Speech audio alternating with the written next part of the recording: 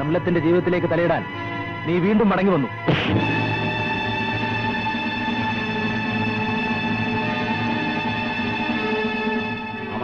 എന്നെ അടിക്കരുത്.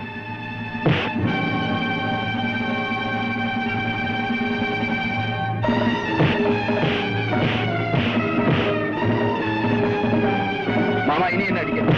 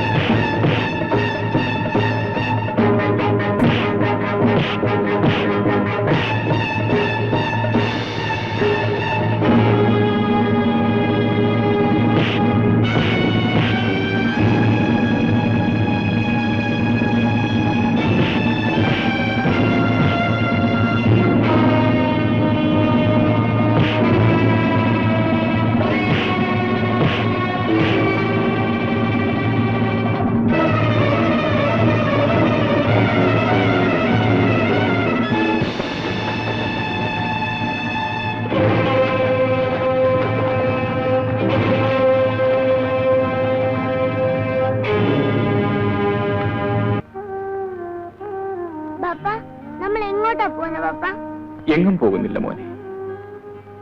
മോനെ ഒരു സുൽത്താനെ പോലെ ബാപ്പയ്ക്കൊന്ന് കാണാം. ബാപ്പയ്ക്ക് എന്നെ എപ്പോ വേണമെങ്കിലും കാണാമല്ലോ. കാണാം മോനെ, കാണാം. ബാപ്പയ്ക്ക് മോനെ എപ്പോഴും കാണാം.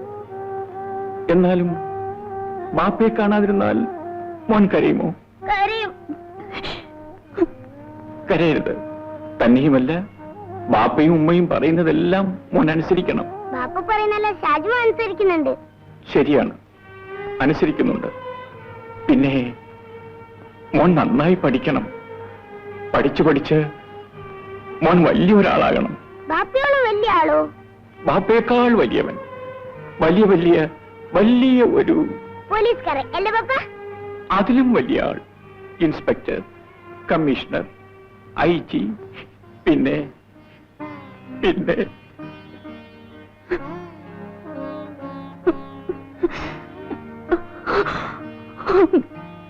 ബാപ്പ എന്തിനാ കരയുന്നത്? ബാപ്പ കരയാൻ സമ്മതിക്കൂല.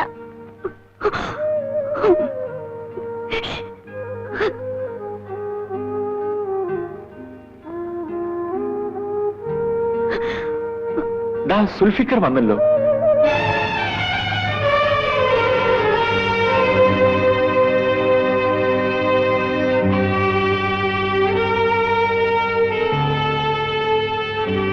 ഞാൻ നിങ്ങളെയും കാത്തിരിക്കുകയായി.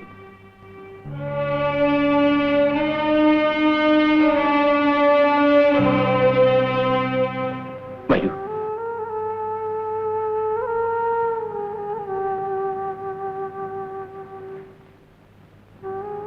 റംലത്തിനെ ഞാൻ നിക്കാഹ് കഴിച്ചത് സാധുവല്ലാത്തതിനാൽ മൊഴി ചൊല്ലുന്ന പ്രശ്നം ഉദിക്കുന്നില്ലല്ലോ. ഇല്ല. സുൽഫിക്കർ മൊഴി ചൊല്ലിയത് സാധുവല്ലാത്തതിനാൽ രണ്ടാമത് നിക്കാഹ് കഴിക്കുന്ന പ്രശ്നമില്ലല്ലോ. ഇല്ല. അപ്പോ പിന്നെ നിങ്ങൾക്ക് ഇവരെ കൂട്ടിക്കൊണ്ടുപോകാം. എന്നാ ഞാൻ ഇറങ്ങട്ടെ. അസ്സലാമു അലൈക്കും. വലൈക്കും സലാം.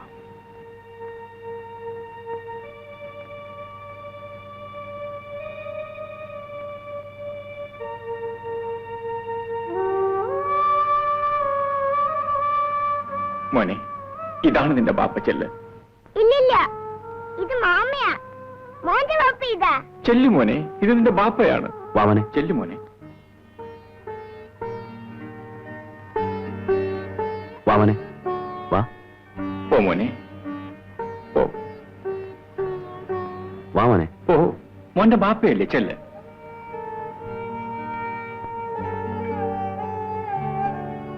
മോന്റെ ബാപ്പ അത് തന്നെ. ഞാൻ നിന്റെ ഉപ്പ.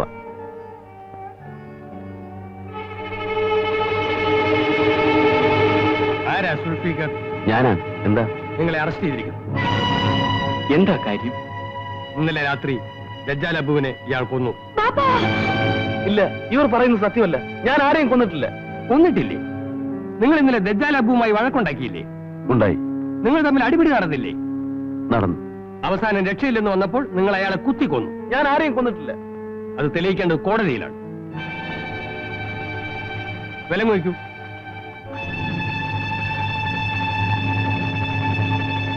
നിൽക്കണം. കൊലയാളിയെ ഞാൻ നിങ്ങൾക്ക് കാണിച്ചു തരാം. ആരാണത്? പറയാം.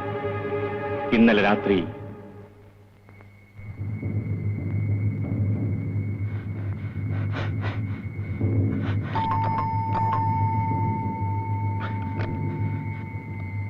എന്താ ഉപയോഗേ പട്ടിക തയ്ക്കും പോലെ? കാര്യം പറ. ഞാൻ സിനിമ കണ്ടിട്ട് വരികയായിരുന്നു. അപ്പൊ കണ്ടതാ സുൽഫിക്കാനെ ആ ദജാലബൂക്ക പുഴയോരത്തിട്ട് അടിച്ച് പഞ്ചറാക്കുന്നു.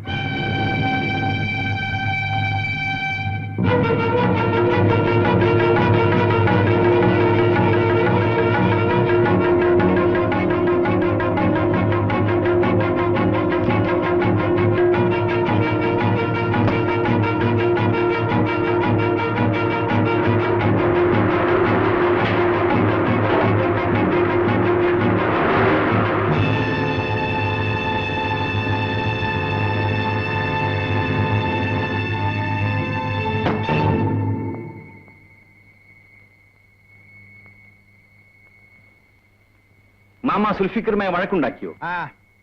ഞാൻ അവനെ അടിക്കും, അവന്റെ ബാപ്പയെ അടിക്കും. നിങ്ങൾ ഇതിൽ ഇടപെടണ്ട. അല്പം മുമ്പേ കണ്ട് സംസാരിച്ചു കഴിഞ്ഞ മാമ തന്നെയാണോ ഇപ്പോഴും സംസാരിക്കുന്നത്? ആ ദജ്ജാലബു ഒരു കള്ള ഇബ്ലീസായിരുന്നു. യഥാർത്ഥ ദജ്ജാലബുവാണ് ഇപ്പൊ നിങ്ങളുടെ മുമ്പിൽ നിൽക്കുന്നത്. പെട്ടെന്ന് ഇങ്ങനെ ഒരു മാറ്റത്തിന് കാരണം?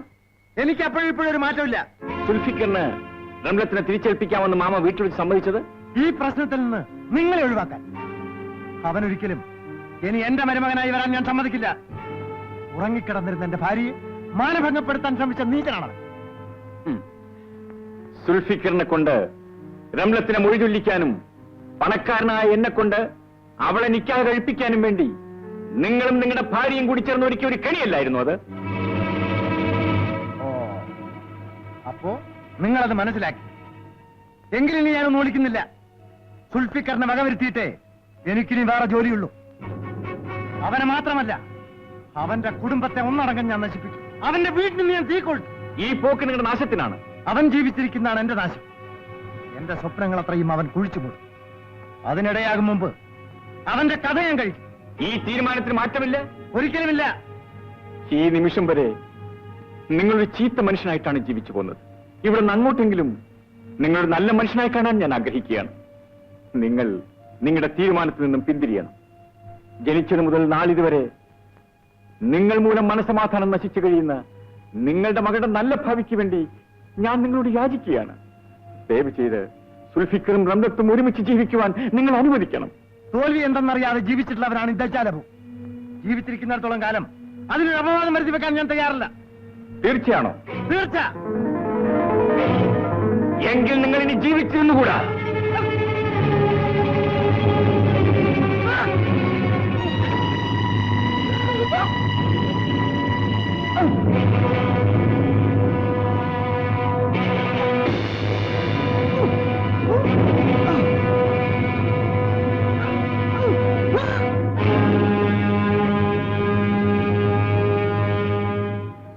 അങ്ങനെ എന്റെ കരളിന്റെ കരളായ ഷാജിമോൻ അവന്റെ ബാപ്പയോടൊപ്പം ജീവിക്കുന്നത് കാണാൻ വേണ്ടി ഞാനൊരു കൊലപാതകയായി.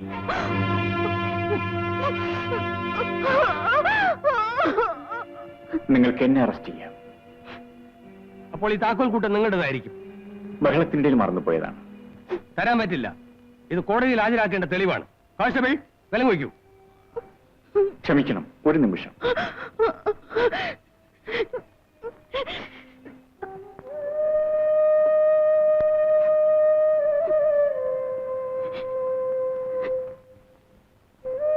ഇതാ, ഇത് പിടിക്കൂ.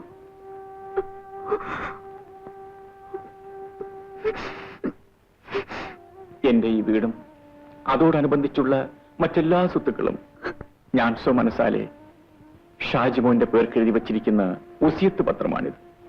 നിങ്ങൾ ഇവിടെ ഒന്നും പോകരുത്. ഈ വീട്ടിൽ തന്നെ താമസിക്കണമെന്നാണ് എന്റെ ആഗ്രഹം.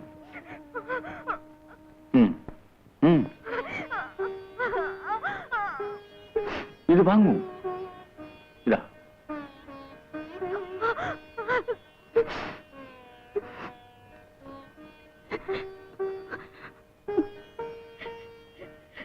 ഉബൈദും ചേനാച്ചിയുമ്മയും വേലക്കാരെ പോലെയല്ല, ഈ കുടുംബത്തിൽ അംഗങ്ങളെ പോലെയാണ് അവരിവിടെ കഴിഞ്ഞു പോന്നിട്ടുള്ളത്. ഇനിയും ആ നിലയിലേ അവരെ കാണാം. നിങ്ങളുടെ സേവനം ഞാൻ മറന്നിട്ടില്ല. എന്റെ സ്വത്തിന്റെ ഒരു അംശം നിങ്ങളുടെ രണ്ടുപേരുടെയും ജീവിതത്തിന് ഞാൻ എഴുതി വെച്ചിട്ടുണ്ട്. ഇതാ. വാങ്ങിക്കൂ ചേനാച്ചിയുമ്മേ.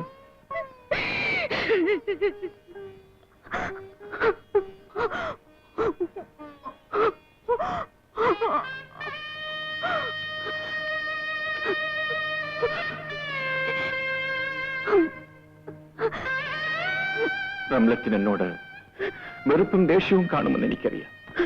നിന്റെ ബാപ്പയുടെ ഘാതകനാണ് ഞാൻ. അതൊരു നല്ല കാര്യത്തിനായിരുന്നു നീ മനസ്സിലാക്കിയാൽ എനിക്ക് സമാധാനമായി. ഷാജിമോൻ അവന്റെ ബാപ്പയെ കിട്ടിയപ്പോ നിനക്ക് നിന്റെ ബാപ്പ നഷ്ടപ്പെട്ടു. എന്നിലൂടെ നീ ആ കുറവ് നികത്തണം. എന്നെ ബാപ്പാന്ന് വിളി മോളെ, ബാപ്പാന്ന് വിളി.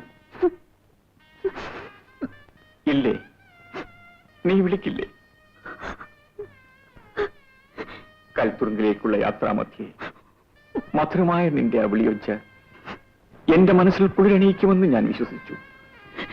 ഞാനതിന് ഭാഗ്യം ചെയ്തിട്ടില്ലായിരിക്കും.